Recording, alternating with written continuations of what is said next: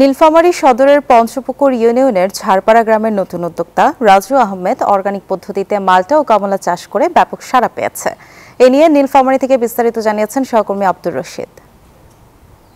পঞ্চপুকুরের মাল্টার মোড় নামে পরিচিত এই যে রাজু অর্গানিক মাল্টা বাগান। এই বাগানে আপনি ক্যামেরার মাধ্যমে দেখতে পাচ্ছেন যে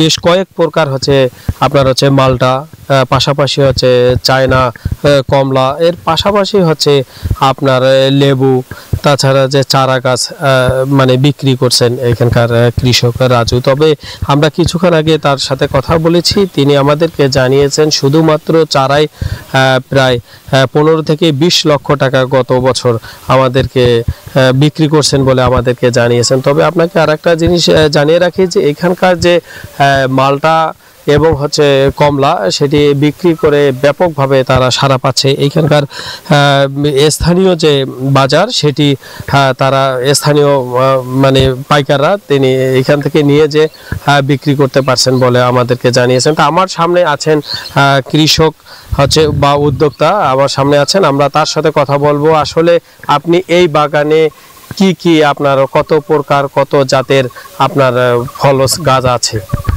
আমার বাগানে বর্তমানে 11টা জাতের মালটা ফলন্ত অবস্থায় আছে, এর পাশাপাশি কমলা আছে 6টা জাতের ফলন্ত অবস্থায়। এবং মালটার মধ্যে আমার যে একটা বিখ্যাত জাত আছে রাজু মালটা 1, এটা সবথেকে বেস্ট কোয়ালিটির এবং গাছে ফলন্ত অবস্থায়। চায়না জাতের রামরঙ্গন এটাকে বলে, রামরঙ্গন জাতের কমলা করতেছে। এটা আসলে কালার, মিষ্টতা সব দিক দিয়ে বেস্ট কোয়ালিটির, কিন্তু একটা সমস্যা হলো একটু সিড থাকে।